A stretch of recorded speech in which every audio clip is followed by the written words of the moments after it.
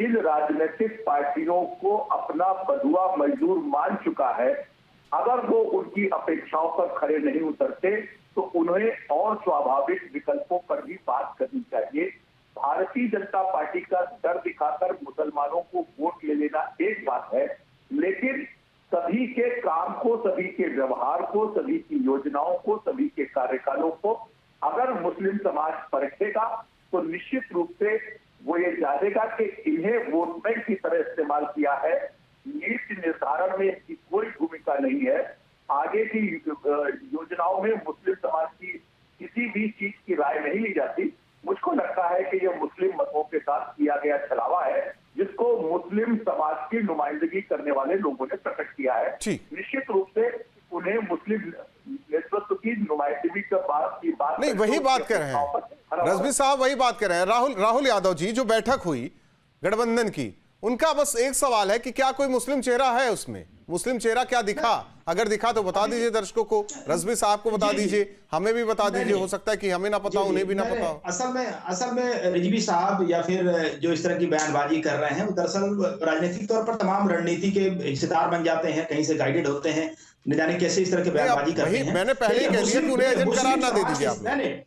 देखिए, मुस्लिम समाज की जो हिस्सेदारी है या उनकी जो विकास की बात है, या मैं उस पर नहीं जा रहा हूं राहुल यादव जी, मैं उस पर नहीं जा रहा हूं। उनका एक सीधा सवाल, जो बैठक में क्या कोई मुस्लिम चेहरा था, दिखा? भाई अभी तो इसकी 6वीं बैठक हुई है, अभी न जाने कितनी बैठकें प्रस्तावित हैं, अभी मुस्लिम चेहरा सामने निकल कर आएगा। अभी हमने संयोजक का चुनाव भी नहीं किया है। अभी सबसे बड़ा मुद्दा है कि हमें एक ऐसी सरकार को रोकना है जो लोकतंत्र की हत्या पर उतारू है, और उसको रोकने के लिए हम उसके आगे आने वाले दिनों में बिना मुस्लिम चेहरे के कैसे संभव है? अनु जी, बिना मुस्लिम चेहरे के कैसे संभव है?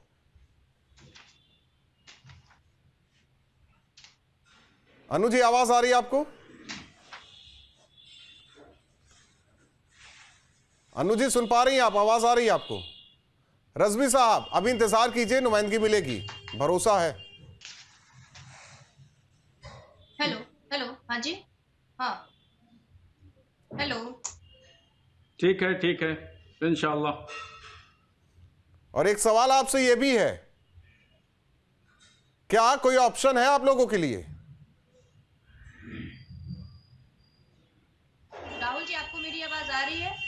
आ रही है अनु जी। सवाल रजवी साहब ऑप्शन के लिए तो गौर फिक्र किया जाएगा, और इस ऑप्शन है, ऐसा नहीं है कि ऑप्शन नहीं है, ऑप्शन है, और उस पर गौर फिक्र किया जाएगा। और जब लोकसभा का इलेक्शन करीब होगा तो वो फैसला भी किया जाएगा और उस पर अमल दरामद भी होगा इंशाल्लाह। और ये समाजवादी पार्टी के लोग और कांग्रेस के लोग जो है वो एकदम बिल्कुल यानी सूखाना बाजारी अल्फाज इस्तेमाल कर रहे हैं। तो ये बाजारी अल्फाज इनको इस्तेमाल नहीं करना चाहिए।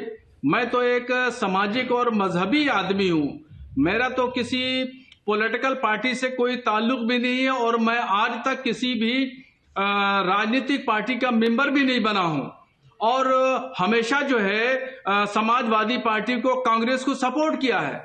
और ये टीवी चैनल पर बैठकर हमारी एक बात हम नुमाइंदगी मांग रहे हैं तो इनको बुरा लग गई, और ये बुरा मान गए, और ये हमें इतिहास के पन्ने बताने लगे, दिखाने लगे, इतिहास की किताब ला करके उसका आईना, हमें उसका टाइटल दिखाने लगे।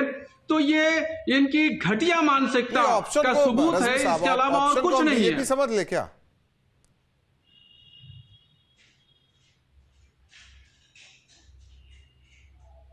नहीं, अभी हम कुछ नहीं कहेंगे ऑप्शन के तौर पर। ऑप्शन के लिए हमारे बड़े लोग जो है बैठेंगे, पूरे देश भर के उलमा दानिश्वर बैठेंगे और गौर फिक्र करेंगे, उसके बाद में फिर उसका ऐलान भी होगा, आपको बताया जाएगा। उन्होंने अपना हक मांगा और आप लोगों को नागवार गुजर गई ये चीजें। एक मिनट राहुल जी, एक मिनट। अनु पासवान जी, उन्होंने अपना हक मांगा, नागवार गुजर गई चीजें। जी राहुल जी, आप मुझसे प्रश्न कर रहे हैं? आप ही से सवाल है। जी, किसने कहा नागवार गुजरी, या किसने इनको ऐसे आपत्ति भरे अपशब्द कह दिए? मुझे नहीं पता ये कहां से बोल रहे हैं। मैंने तो अभी, आपने जब मुझसे शुरू में सवाल किया तो मैंने तो आपको, अगर आप उत्तर प्रदेश की बात करें तो मैंने तो आपको बता दिया कि आप ऑन रिकॉर्ड जाके चेक कर लीजिए कि कांग्रेस के जितने भी अभी तक तो फिर मेरा सवाल वही आ जाएगा कि जो INDIA की बैठक हुई, इसमें कोई मुस्लिम चेहरा दिखाई दिया क्या? था कोई मुस्लिम चेहरा? देखिए, नहीं मैंने तो वही कहा ना स्पष्ट तौर पे कि भाई अभी तो बैठकें चल ही रही है, और अगर ये बात कर रहे हैं कि कोई पार्टी ऐसी है जिसमें मुस्लिम चेहरा है, तो मैं बता दूं पीडीपी की एक पार्टी है जिसमें मुफ्ती मोहम्मद रशीद जी हैं, वो इसमें गठबंधन में शामिल है। तो ये कैसे कह सकते हैं कि मुसलमानों को इसमें हम लोगों ने जगह नहीं दिया, मुसलमान भाई को नजरअंदाज किया गया। मैं यही कह रही हूँ कि मौलाना साहब बहुत जल्दी घबरा गए हैं, या ये कहना चाह रहे हैं कि अभी ना तो सीटों की बंटवारा हुई, ना तो किसी कैंडिडेट की घोषणा हुई, और ये पहले ही अपने इस तरीके के बयानों से लोगों को उलझाने की कोशिश कर रहे हैं कि लोग कांग्रेस पार्टी है चाहे समाजवादी पार्टी है, संजय जी, अगर किसी ने अपने दिल की बात कही, नजरअंदाज कर रहे हैं, अगर अपने बहुत सारी चीजें, किसी ने अपने समाज और अपने दिल की बात कही, तो हमें नहीं लगता कि किसी को बुरा मानना चाहिए। आपकी बातें समझ में आती, जो फील हुआ रज़वी साहब को, उन्होंने बोल दिया, तो हम भी तो उनकी बात को क्लेरिफाई कर रहे हैं राहुल जी, हमने भी तो उनकी बात को क्लेरिफाई किया है